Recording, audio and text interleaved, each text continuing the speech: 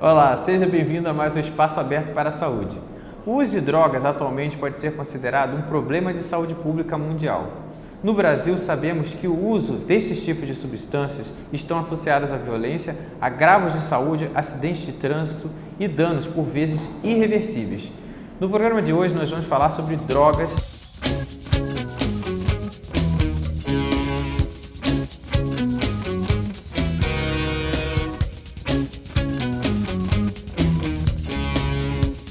Recente portaria número 121, de 25 de janeiro de 2012, instituiu a unidade de acolhimento para pessoas com necessidades decorrentes do uso de crack, álcool e outras drogas, que é a unidade de acolhimento.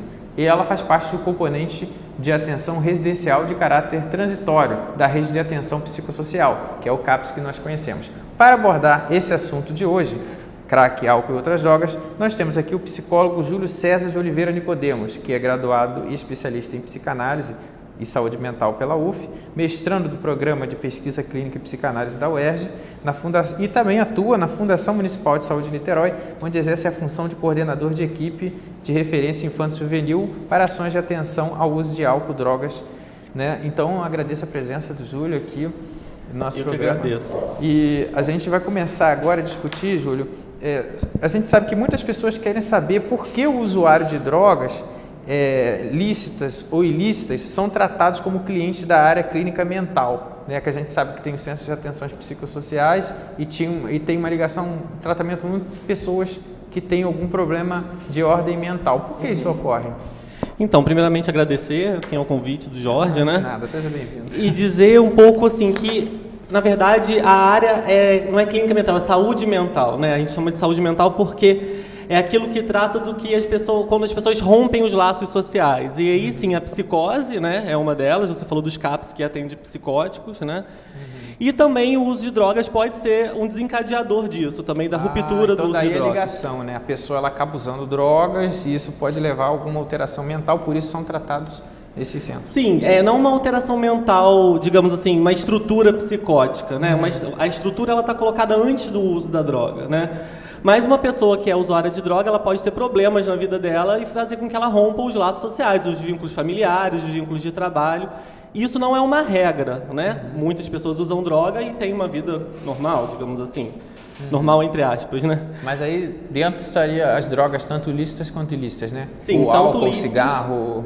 Tanto lícitas quanto ilícitas. É porque a gente observa mais as drogas que são as drogas mais pesadas, digamos assim, são as que causam mais danos, né? E que fazem com que essas pessoas tenham essas alterações, tanto que você fala dos laços, né, psicossociais, laços sociais, mas também algumas pessoas chegam a ter degeneração, né, e ter alterações cerebrais. Sim, é importante dizer, Jorge, que na verdade essa divisão de drogas lícitas e ilícitas é uma construção social, né? Assim, porque no Brasil e eu creio que também no resto do mundo, a droga que mais causa danos à saúde e gastos na saúde pública não é o crack, como se vem dizendo, é o álcool.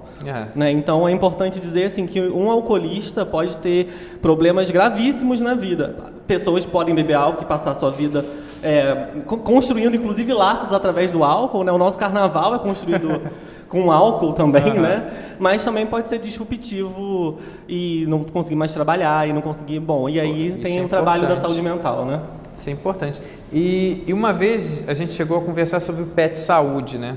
Que esse é um programa que ele auxilia no combate do uso de crack, álcool e outras drogas. Queria que você falasse um pouquinho sobre o PET, que até você trabalha nele. Claro, eu sou preceptor do PET, né? Assim, são 3 preceptores desse PET. E a sigla PET, o que significa? É Programa de Educação pelo Trabalho. É um programa do Ministério da Saúde. Aqui em Niterói a gente tem o maior PET do Brasil, incluindo o PET Saúde da Família e o PET de crack, álcool e outras drogas, que começou ano passado.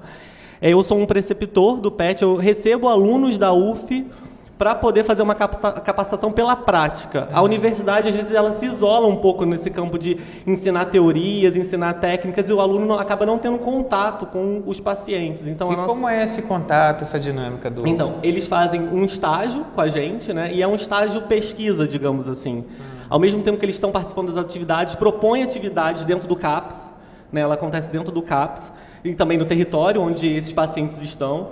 ele também prevê uma pesquisa, né? A gente fez 2 pesquisas, uma com a relação da equipe de referência infanto-juvenil com o programa médico de família, né? Saber como é que se dão os fluxos de atendimento, e também sobre as mães usuárias de drogas, as adolescentes que se tornam mães e continuam usando crack, amamentando. Isso é uma encrenca ainda que a gente precisa pensar. E esses estudos acabam até ajudando a determinar, a reorientar a forma de atendimento a essa população específica, né? Exato, assim. Na verdade, assim, eu não gosto muito desse nome combate ao uso de crack, né? Porque quando a gente fala em combate, combate sempre se remete a uma certa guerra, e guerra é entre pessoas, né? Assim, não existe uma guerra contra uma substância. Né? Existe uma guerra, pode existir uma guerra contra um vírus. O crack não é um vírus, né? Então, quando se fala combate ao crack, se torna alguma coisa combate contra os usuários de crack. Isso tem uma consequência histórica importante, porque as drogas têm uma história de repressão contra os usuários dela. Então, eu não gosto muito desse combate, sim, do cuidado com os usuários de crack, álcool e outras drogas, né? Ah, interessante. E como se dá o atendimento a uma pessoa usuária na rede de atenção à saúde? Né? Você que trabalha essa parte, como que é feito esse atendimento? Então, a gente existem os CAPS-ADs, né, no Brasil inteiro, isso é uma política pública, e existem também os ambulatórios de saúde mental. Como você falou, essa portaria está se instituindo as unidades de acolhimento, que eu vou falar daqui a pouco. E o trabalho com os usuários de droga precisa ser um trabalho no território. A gente precisa intervir na cultura onde estão essas pessoas, né? Assim, a gente precisa ir para a cidade e poder esclarecer um pouco o que é o uso de drogas, acessar esses pacientes no território, porque muitos não chegam até a gente. Um serviço de saúde que se propõe a tratar usuários de droga, ele precisa estar na cidade, ele não pode se trancar dentro de um ambulatório com atendimentos só médicos, né? A medicina é importante, a psiquiatria é fundamental, mas ela não é suficiente para cuidar desse problema. A droga é um problema da cultura, né? Então, o caráter do atendimento é interdisciplinar, né? Digamos assim. Isso. Ele é multiprofissional. Multiprofissional e interdisciplinar. Isso, assim. E compõe essa equipe psicólogos, assistentes sociais, terapeuta ocupacional, redutores de danos. Pessoas da comunidade, a gente precisa incluir pessoas da comunidade para cuidar disso, né? Assim. Você falou redutores de danos, né? O que seria isso?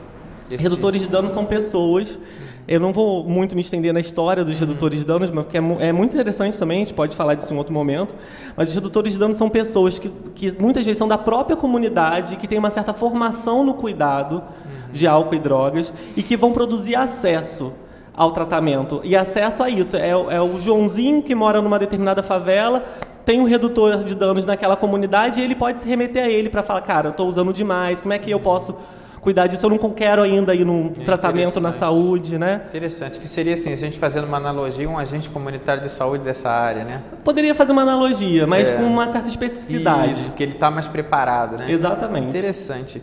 E nessa nova portaria, né, que ela acrescenta no atendimento ao usuário, o que ela acrescenta de novo? Né? Então, as unidades de acolhimento foi uma proposta do Ministério da Saúde, né, assim, e o que ela acrescenta de novo, porque a gente já vem recolhendo os efeitos, né, de uma história de manicomialização das pessoas usuárias de droga, né? E a unidade de acolhimento vem trazer um acolhimento institucional diferente, mais humanizado, digamos assim, onde é uma unidade institucional, onde você pode passar um tempo, mas não é uma unidade hospitalar. Né? Assim, óbvio que a gente não prescinde do hospital, muitas vezes a gente precisa recorrer ao hospital clínico, porque a droga gera problemas clínicos, mas é um lugar onde a pessoa pode ter um certo cuidado em saúde mental, sem essa característica hospitalar, né? Digamos que é uma casa de passagem com equipe de saúde mental. Interessante. E a forma como é tratado também o uso das drogas aqui é diferente de outros países, né? A gente sabe... em alguns países a maconha, por exemplo, é utilizada de uma forma, aqui no Brasil é proibida. Então a gente entende assim que tem os movimentos populares que a gente observa, né, de certa forma, de uma tentativa de, digamos assim, autorizar ou utilizar determinado tipo de droga. Mas aí, como você mesmo coloca, né, Júlio? Tem drogas aí na nossa vida, no dia a dia, o álcool, né? As próprias drogas vendidas nas drogarias, nas farmácias, nos Estados Unidos, por exemplo, as pessoas elas têm muita intoxicação por uso de analgésicos. As pessoas, a gente está vendo as celebridades que misturam analgésicos com álcool, com outras drogas. Exato. E acaba, né, vindo a óbito. Agora, só isso que você falou, eu acho importante destacar que as pessoas falam, as pessoas estão usando muitas drogas, né? O mundo está perdido, tem aqui uma visão apocalíptica que o mundo vai se acabar no crack, né? Assim, só que assim, o aumento do uso de drogas se dá principalmente pelas drogas divulgadas pela indústria farmacêutica, né? Um uso descontrolado dessas drogas, legalizado pelo saber médico. Existem médicos que são advertidos disso e sabem cuidar disso muito bem, agora outros prescrevem isso de uma forma descontrolada, e aí é uma drogadição, é um tráfico brando, né, digamos assim, de drogas, né, mas que é tão devastador quanto qualquer outra droga. Em relação aqui, eu tenho dados do Ministério da Saúde, que o governo publicou no ano 2011, falando que o SUS atendeu 250 mil usuários de drogas por mês, né? E desde 2003 a média mensal de atendimento era 25 mil na rede pública, e aí o Alexandre Padilha, nosso ministro da Saúde, fala que hoje o país vive uma epidemia de crack, né? Dizendo que isso aumentou muito o atendimento e que tem um plano de enfrentamento de 4 bilhões de reais para esse ano para atender os usuários de crack, né? E aí essa coisa mesmo que você coloca, como se fosse só o crack o culpado, né? E as outras drogas que são vendidas na farmácia como analgésico, e o álcool que está aí, e o cigarro que está aí, também a gente tem que pensar, né? A gente está aqui falando nos centros de acolhimento, mas existem pessoas, né, que utilizam outros tipos de drogas, né? Uma notícia publicada também no ano 2011, do estudo realizado no Centro de Controle de Prevenção de Doenças dos Estados Unidos, diz que é tão grande o número o uso de analgésicos nos Estados Unidos que daria para medicar todos os americanos com uma dose a cada 4 horas. Um mês inteiro. Os americanos não são muito exemplo, né? Não, mas é interessante que o brasileiro acaba dessa... tô com uma dor nas costas, vai lá, compra analgésico. Esse não funciona mais, vou tomar mais forte. E esquece de ter um acompanhamento profissional de saúde e de procurar orientação, que muitas vezes acaba se intoxicando e tendo outros problemas. E aí vai para drogas mais pesadas, que a gente sabe, né? E até você mais especialista nisso do que eu, que a gente vai buscando uma coisa cada vez mais forte, não é isso? Né, tem um caminho, né, das drogas, né? Agora, uma coisa importante aí sobre essa política de enfrentamento ao crack... enfrentamento como se fosse guerra também, né? Que assim, uma coisa importante dizer assim, que os adolescentes que a gente acompanha na rede pública, muitos deles já usavam outras drogas antes de usar o crack, né? Por exemplo, a cola de sapateiro. Eles usavam, ficavam na rua, caídos, né? Assim, o crack traz uma certa agitação para essas pessoas, né? Assim, e ao mesmo tempo um incômodo para a sociedade. Então...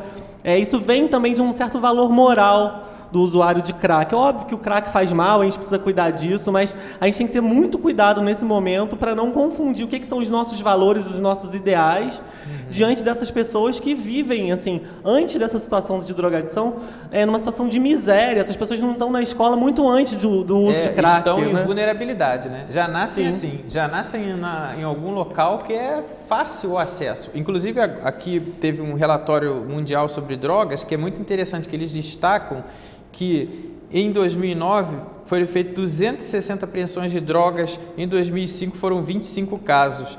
Então, olha só que interessante, no Brasil somou 1,5 toneladas de apreensão de drogas no ano de 2011. Quer dizer, o Brasil acaba sendo um porto de passagem de drogas também que chegam a outros países, porque tem esse acesso aos países, né, que a gente sabe que são os produtores, né, onde a coca é liberada, né, tem uma tradição cultural e acabam se aproveitando disso. E é interessante que você tocou, Júlio, num ponto que a gente está falando do crack, né? A culpa é sempre no crack, agora é crack.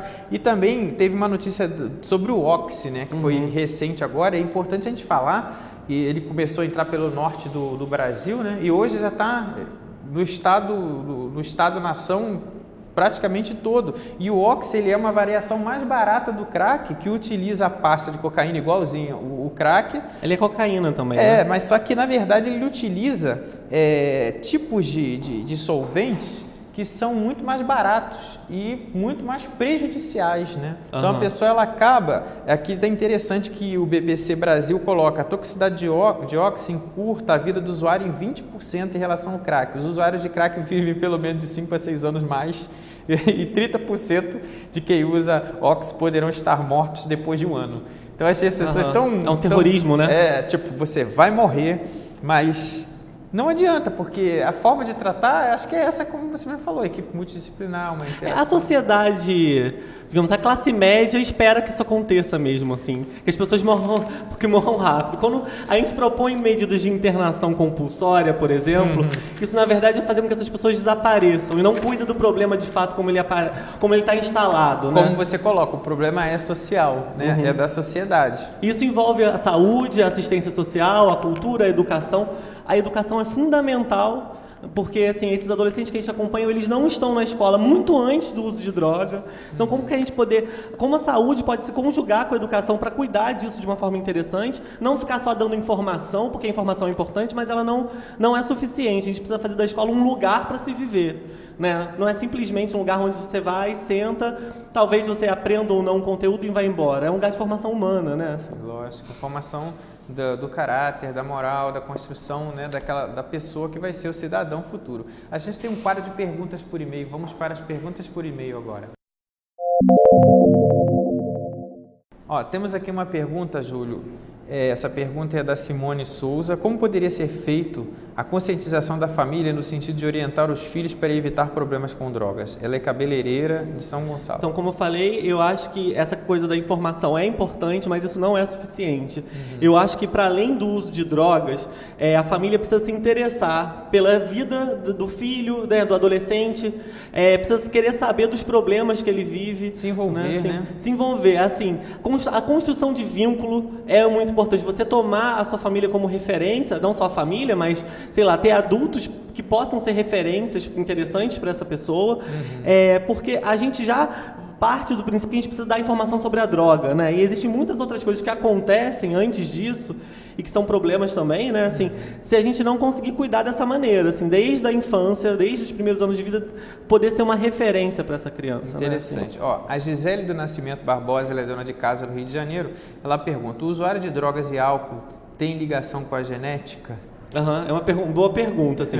As pesquisas que eu vi até hoje, elas mostram sempre avaliações estatísticas sobre isso, né? São estudos epidemiológicos, né? Que mostram uma associação, né, entre pais que, por exemplo, alcoolistas, que os filhos são alcoolistas, mas... Exato, mas assim, não existe nenhuma pesquisa que eu tenha visto séria e no rigor científico que mostre um gene do alcoolismo. É verdade que alguma coisa pode se transmitir, mas não estou falando de uma transmissão genética, eu falo de uma transmissão geracional. Se uma criança é cuidada num ambiente onde há um abuso de uma substância, né, e ela observa que ele vê como natural, acaba incorporando. Sim. Então o meio também é um fator determinante, né, Gisele? Tem uma outra pergunta aqui, que até o Júlio já até tocou nesse assunto, aí é da Renata Faria, auxiliar de Serviços Gerais do Rio. A bebida alcoólica pode ser ingerida normalmente sem levar à dependência? Graças a Deus. É mesmo. A nossa cultura, ela é uma cultura onde utiliza o álcool, né, assim, para as reuniões sociais, para o dia a dia. Eu acho que o álcool pode produzir laço entre as pessoas. Eu acho que tem uma coisa que é usar o álcool e outra coisa que é a desregulação do uso de qualquer substância. Isso é um problema.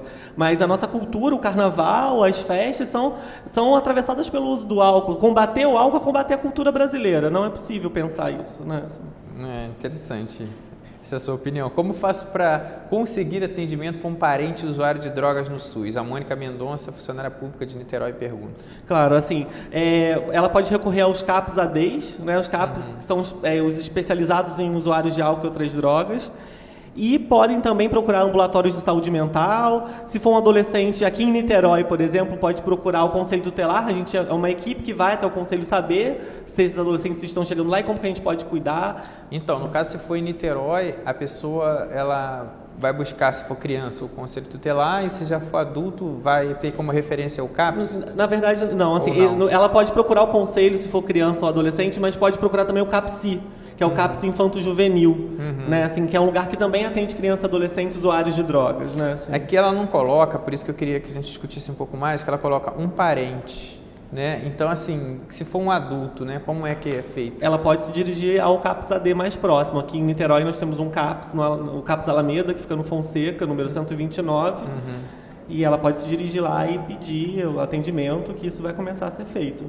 Também, para os pacientes que não têm um parente que possa levá-lo, existe um consultório de rua que fica na cidade, que é uma frente de trabalho do CAPS, né? E aí, para esses pacientes que não têm família, ou têm família, mas estão em situação de rua, enfim. Então, são os que fazem tipo o recolhimento que a gente viu fazendo no Rio, o trabalho é dessa forma, não? Não, o consultório de rua é uma proposta de um atendimento na direção da saúde mental, que é para levar saúde para a rua. Recolher na rua, isso é uma estratégia disfarçada de saúde, né? Isso é uma estratégia repressora, né? E isso a gente é contra, né? Nós não somos a favor do recolhimento compulsório.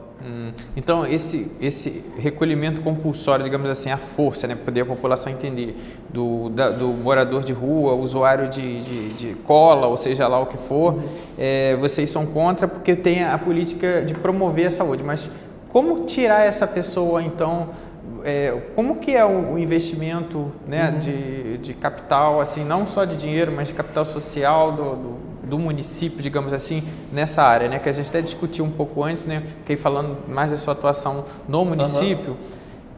Tem uma pessoa que é moradora de rua e usa drogas, como que é feito então com ela? Então, como eu falei, usar droga por si só não indica uma internação, não indica a necessidade de um atendimento médico, né? Assim, uma pessoa que precisa de internação, ela vai ser avaliada, mesmo que estando na rua, a gente pode avaliar e concluir que ela precisa de uma internação e a gente precisa fazer com que ela participe dessa decisão. A gente não pode impor um caráter policial que ela se interne, né? Assim, a não ser que ela esteja em franca atitude alucinatória, não pode responder por si, a gente precisa fazer alguma intervenção. Mas o trabalho assim, interdisciplinar com a assistente social procuraria a família dessa pessoa, Sim, digamos assim? Isso tudo está incluído no que a gente chama de projeto terapêutico. Então fala um pouquinho. Isso, o projeto terapêutico de uma pessoa, ele inclui vários fatores da vida. Inclusão da família, qual é a proposta de trabalho, pode ser um trabalho com psicólogo, mas pode ser a participação de num grupo de pessoas, onde tem atividades dentro do CAPS.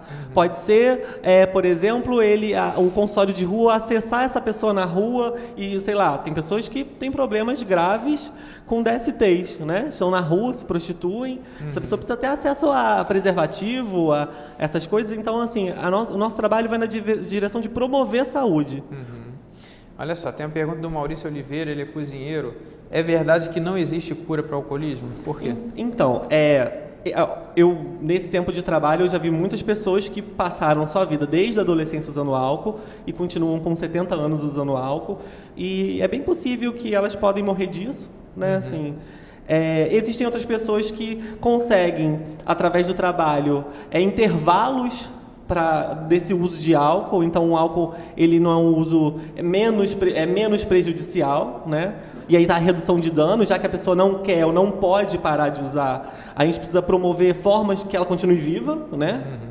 E existem pessoas que conseguem a abstinência. É a minoria, tá? O uso de álcool e drogas, eu falo de uma forma geral, é diferente, porque uma é legal e outra é ilegal, mas isso que se chama de dependente químico, né, e a abstinência, isso é uma parcela pequena. A maioria continua usando, mas isso não significa que não tem cura, tem tratamento, a gente pode fazer várias estratégias, pode chegar à abstinência, eu adoraria que todos chegassem à abstinência, mas para muitos não é possível.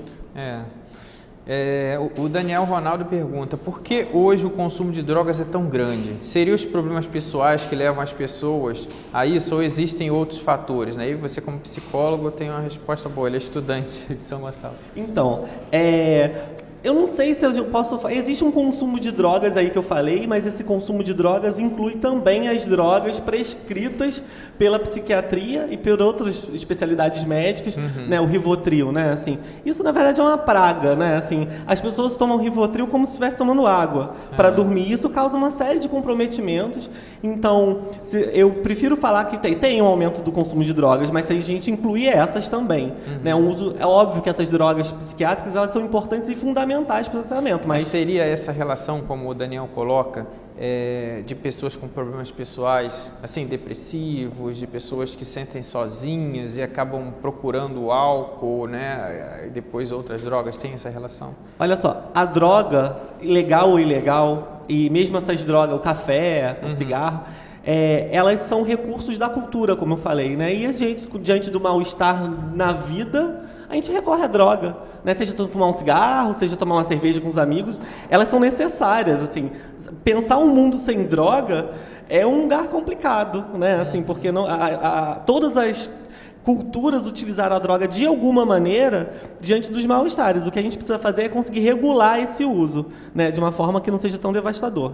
Júlio, aproveitando esse seu grande conhecimento aí na causa, em sua opinião, qual seria um grande desafio para se combater o uso de drogas no nosso país hoje? Então, eu acho que o grande desafio é mudar essa ideia de combate à droga e o cuidado aos usuários de droga. Enquanto a sociedade continuar pensando que precisa combater, guerrear, que aí na verdade é guerrear contra as pessoas que usam droga, e aí o recolhimento compulsório entra aí, a gente perdeu o trabalho, né? O trabalho começa quando a gente oferece cuidado e não combate, né?